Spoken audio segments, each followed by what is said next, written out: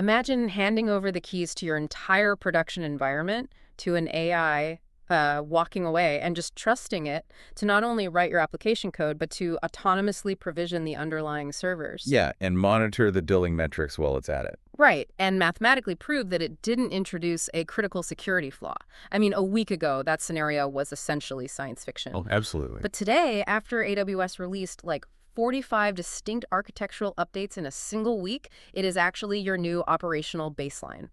So welcome to this deep dive into the latest AWS release ecosystem. Glad to be here. Our mission today for you, the listener, is to cut through that massive volume of announcements from the week of June 8 to June 12, 2026, and just extract the critical architectural updates for technical builders. Because there's a lot of noise to sift through. There really is. We're going to look at a massive leap in agentic AI capabilities, including the frontier models and the underlying silicon required to run them. We'll also examine deep observability, FinOps automation, and some really crucial quality of life updates for data pipelines and core compute.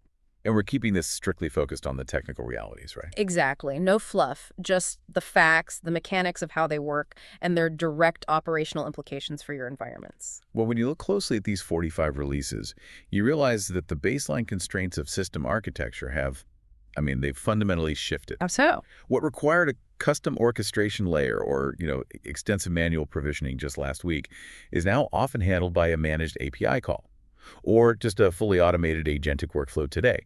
We kind of have to start at the compute and model layer because the updates to Amazon Bedrock and the EC2 instance families, they dictate exactly what's possible across the rest of your stack. Yeah. AWS dropped an absolute mountain of Bedrock updates this week. So what is the actual headline here for builders trying to navigate all this? I'd say the headline is sheer context size and autonomous execution. Got it.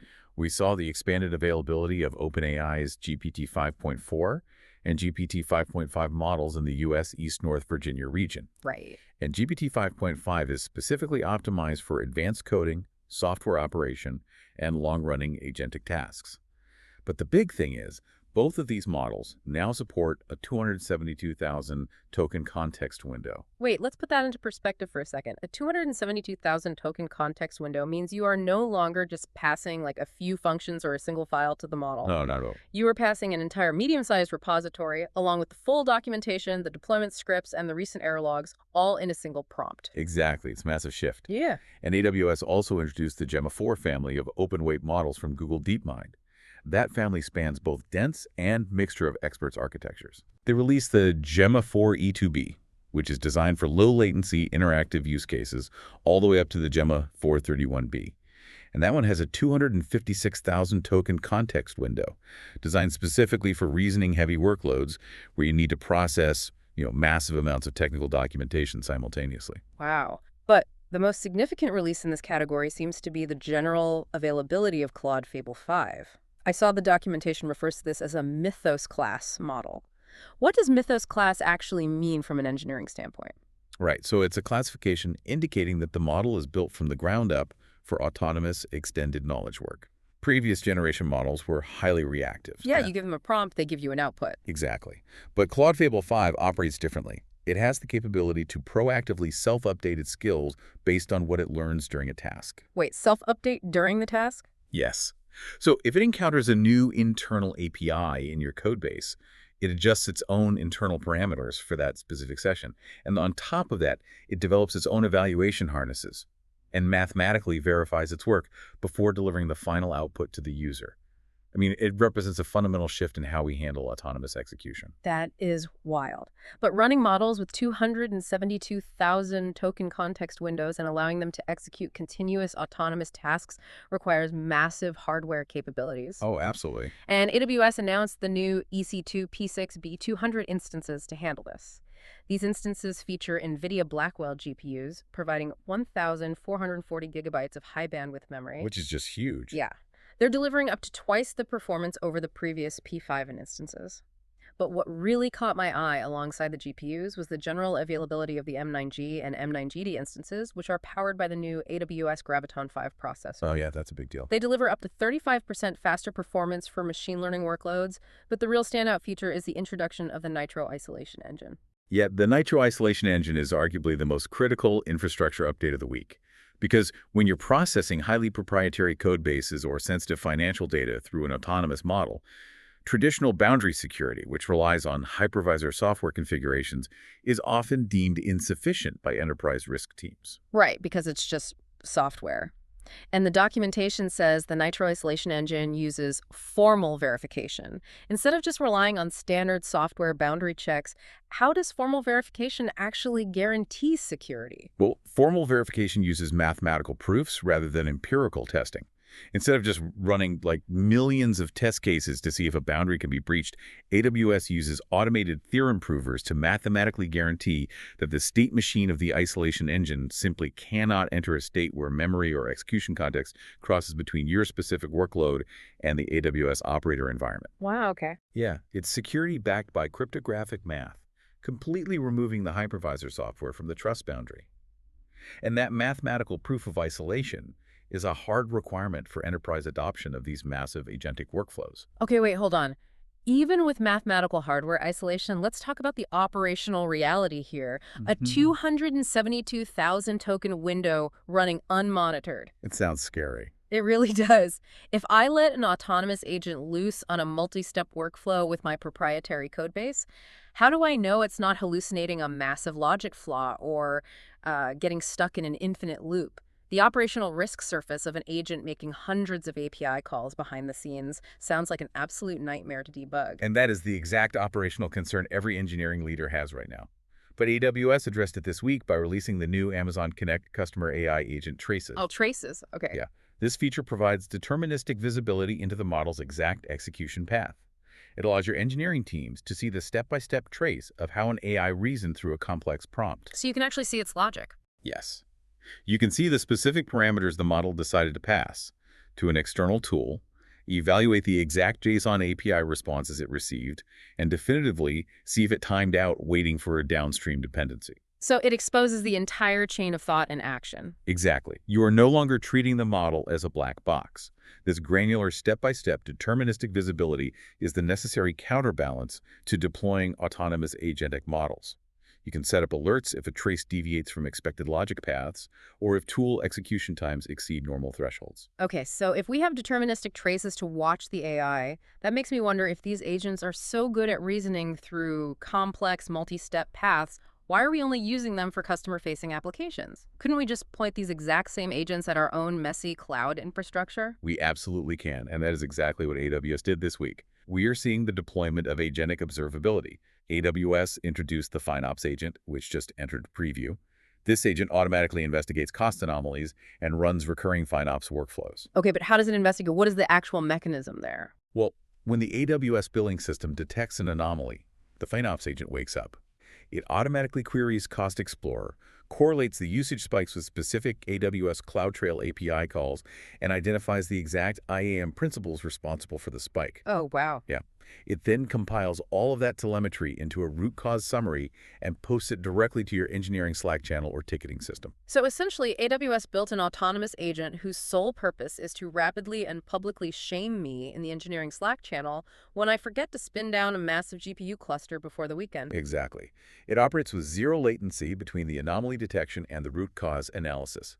And alongside that, Cost Explorer launched Analyze with Amazon Q, which generates detailed text-based cost explanations and automated forecasts based on the exact filters and time periods you have applied to your console view. That's incredibly useful. It is. But this agentic approach extends far beyond just billing. Amazon OpenSearch service launched MCP apps. MCP stands for the Model Context Protocol. Right, I saw that in the release notes. How does the Model Context Protocol actually work in an operational environment? So MCP provides a standardized, secure architecture for AI agents to connect to external data sources. With MCP apps for OpenSearch, you can use local AI agents in compatible IDEs, specifically Claude, Desktop, or VS Code. Okay. The protocol securely connects your local development environment directly to your OpenSearch clusters. So if there is a production incident, your local agent can independently query the logs, trace the distributed transactions, and pull PromQL metrics. I mean, that sounds cool, but I have to question the compute overhead and the latency here. If we have AI agents querying massive OpenSearch clusters and parsing thousands of metrics just to build a text summary, aren't we just adding processing time to get a slightly more conversational version of what a well-configured Grafana dashboard already tells us? I get that concern. Yeah. If you're looking strictly at query execution time, yes, passing telemetry through a large language model adds latency compared to a direct database query. But query time is the wrong metric to evaluate here. Why is that? The correct metric is mean time to resolution, or MTTR. Okay, but how does it improve MTTR if the query takes longer? Because the value of the FineOps agent, or the OpenSearch MCP app, is not replacing the visual dashboard. It is automating the data correlation. Think about it if you have a severe cost anomaly or a production outage. Manually matching a billing spike in Cost Explorer to a specific CloudTrail event across a multi-account environment. AWS organization takes a human engineer hours. Yeah, writing queries, exporting CSVs, cross-referencing timestamps, it's a pain. Exactly. The AI agent performs that specific multi-step correlation in minutes. It is executing the entire operational runbook, not just displaying the raw data. Furthermore, the OpenSearch MCP returns a dual response. It gives a text summary for the AI to reason over, and an interactive visualization rendered directly in your IDE for the human developer to review. Ah, okay, that makes perfect sense. The AI layer handles the time-consuming correlation. But let's talk about the underlying plumbing. Because if the metric collection systems are dropping data or suffering from high latency, the AI agent is just confidently summarizing garbage. Precisely. Garbage in, garbage out. Right. And the underlying observability infrastructure receives some foundational upgrades this week that drastically improve how that data is ingested and stored in the first place. Yes, the observability infrastructure itself had some major technical releases that enable these higher-level AI tools to function accurately. Let's dive into Amazon Managed Service for Prometheus. AWS introduced support for out-of-order sample ingestion with a 1-minute default window. Why is out-of-order ingestion such a critical problem in a modern cloud environment? So, in a distributed system, especially massive Amazon EKS clusters running thousands of pods, metrics are scraped by distributed collectors. And due to network jitter, temporary partition issues, or clock skew across different nodes, metric samples frequently arrive at the central Prometheus server, slightly out of chronological order. Just a reality of distributed networking? Right. Historically, Prometheus would simply drop these out-of-order samples to maintain database integrity. Which results in silent data loss. It's exactly. By supporting out-of-order ingestion with a 1-minute buffer window, AWS ensures that high-fidelity metric data is preserved even during turbulent network events or massive scaling operations. That's huge. And AWS also launched support for native histograms in Prometheus. This sounds like a minor feature, but my understanding is that this fundamentally changes the math on how we track application latency. How do classic histograms work compared to these new native histograms? It is a massive architectural shift for technical builders. Classic Prometheus histograms require you to explicitly predefine your bucket boundaries. For example, you might set buckets for 100 milliseconds, 500 milliseconds, and 1 second. Okay. Each one of those buckets requires its own distinct time series in the database. If your application's performance suddenly improves or degrades outside of those predefined boundaries, you lose all visibility. Oh, because the data doesn't fit in the buckets anymore. Right. To fix it, you have to add more buckets, which causes an explosion in the number of time series you are storing, what we call high cardinality. So it's a constant trade-off between metric resolution and storage costs. How does the native histogram solve this? Well, native histograms completely remove the need for predefined boundaries. They use exponential bucketing. The mathematical structure automatically adapts the resolution to the ingested data. That sounds incredibly efficient. It really is. The technical impact is substantial.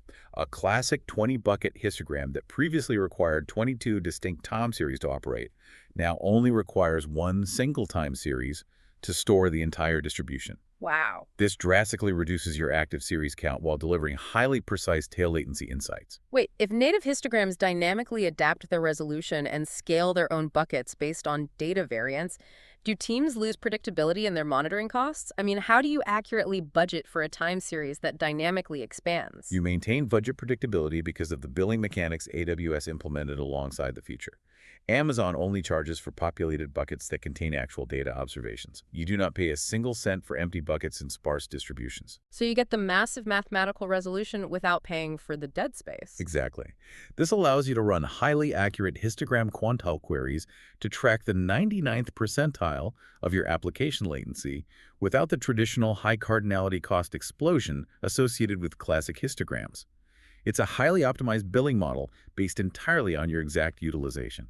And we saw this same philosophy applied to logging this week, didn't we? CloudWatch application signals received a major update, adding new infrastructure, logs, and traces tabs. Yeah, those are great. These tabs correlate service health directly to the underlying EC2, EKS, or Lambda compute environments automatically. But what really stood out to me were the updates to CloudWatch Logs Insights. They added 23 new functions, including operations like IPv4 tow number, hashing functions like MD5 and SHA-256, and deep parsing capabilities for CSV and XML formats. Those functions are incredibly important because AWS isn't just giving us new logging tools. They are fundamentally moving the compute to where the data lives. Previously, if you needed to parse a complex XML log or hash an IP address for compliance reasons, you had to route those logs through an intermediate AWS Lambda function, process the data, and write it back to a new log group. Which introduces latency, requires managing a separate Lambda function, and basically doubles your ingestion costs. Correct. By embedding functions like parse XML and SHA-256 natively into the Logs Insights query language, you're cutting out an entire layer of your data pipeline. You execute the logic directly on the stored data. We also saw a few other quality of life updates for core infrastructure that follow this theme of operational efficiency. Like what? Well, AWS Lambda Managed Instances, or LMI, expanded globally. This allows parallel request processing within execution environments managed on EC2 instances, which drastically improves throughput for heavy workloads. Amazon MSK Express brokers now support automatic topic creation for Kafka streams. Oh, that's nice. Yeah, completely removing the need to manually pre-create stateful topics before deploying a streaming application. And Amazon Aurora DSQL introduced native support for the PostgreSQL JSONB data type, importantly, with default compression enabled. You know, that default compression on Aurora DSQL JSONB data shares a direct lineage with the populated bucket billing we just discussed for Prometheus. How so? Well, if you've ever managed a massive PostgreSQL database full of semi-structured JSON, you know how fast your storage costs can spiral out of control. We are seeing a distinct platform-wide shift where AWS is optimizing the underlying storage mechanics so that customers only pay for the exact bytes or data blocks modified or utilized. That principle of paying only for exact data block utilization leads perfectly into the final major updates of the week, which fundamentally change how specific resources and database migrations are billed and managed. Amazon Redshift announced a new billing model for manual snapshots on both serverless and provisioned RG instances. The billing is now strictly incremental. And this is a major update for disaster recovery architectures. Previously, manual snapshots could incur significant costs because of how data was evaluated. Now, it is metered only on the unique data blocks stored across your snapshots, rather than the total size of each individual snapshot. So let me get this straight. If I have a 100 terabyte Redshift cluster and I take a manual snapshot and then I only change 1 gigabyte of data before taking another snapshot, I am only paying for that 1 additional gigabyte of modified blocks. Exactly. That incremental block-level billing allows engineering teams to take much more frequent manual snapshots without destroying their cloud budget. It drastically improves your recovery point objective, or RPO, ensuring you lose far less data in the event of an incident. That's amazing. It completely changes the disaster recovery math for data warehousing on AWS. We also saw AWS Compute Optimizer expand its scope significantly. It now detects idle resources for DynamoDB provision tables, Elasticache, Amazon Workspaces, DocumentDB, and SageMaker endpoints. It evaluates metrics like consumed read and write capacity, cache hit ratios, and active connections to recommend downsizing. That'll save a lot of money. Definitely. But the largest update in this category is the complete rebranding of the AWS Application Migration Service. It is now known as AWS Transform MGN. They introduced what they are calling an agentic workflow, where an AI agent handles discovery, wave planning, network creation, and landing zone setup. Right. They also launched RDS for SQL Server migration cost assessments directly within AWS Transform, allowing you to run what-if scenarios comparing bring your own media or biome licenses against license-included options. I have to ask you about this. Sure, go ahead. We are seeing the word agentic applied everywhere now, even to legacy database migrations with Transform NGN. Is the traditional lift and shift methodology dead, or is this agentic workflow just a shiny new user interface wrapper for the exact same old block-level replication scripts we've used for years? It's a fair question. The underlying data replication engine has not changed. It is exactly the same proven block-level replication technology that powered the application migration service. The actual byte-for-byte transfer remains constant. What has fundamentally changed is the orchestration layer surrounding that transfer.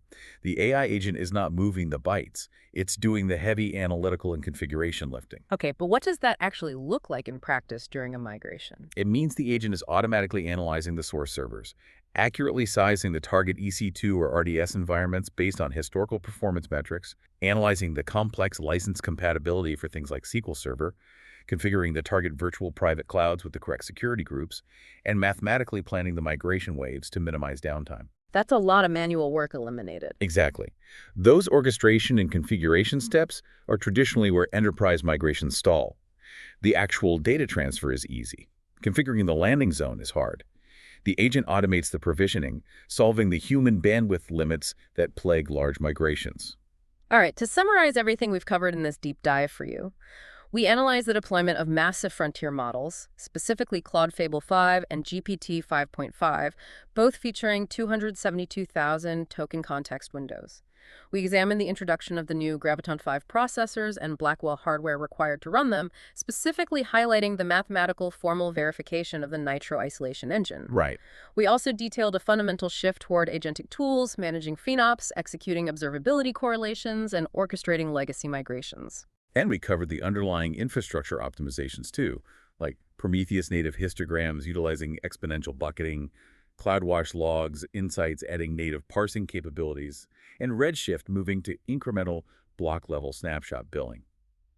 These plumbing updates are what actually make these advanced AI architectures technically viable and cost-effective. Because keeping up with these weekly technical nuances, understanding exactly why out-of-order sample ingestion preserves your metrics during a scaling event, or how incremental block billing allows you to tighten your recovery point objectives is what separates a standard, expensive cloud deployment from a highly optimized, cost-efficient architecture. It requires continuous evaluation. The baseline constraints of what is possible in the cloud are shifting weekly. Very true. We want to leave you with a final concept to consider as you review your own systems this week. We are rapidly moving from the era of infrastructure as code into the era of infrastructure as agents. If your cloud environment can now automatically investigate its own cost anomalies, troubleshoot its own distributed logs, and autonomously plan its own complex database migrations, what new higher-level engineering challenges will you focus your time on next? It's a great question. Because when the fundamental operational constraints shift, your engineering focus must shift right alongside them. Thank you for joining this deep dive.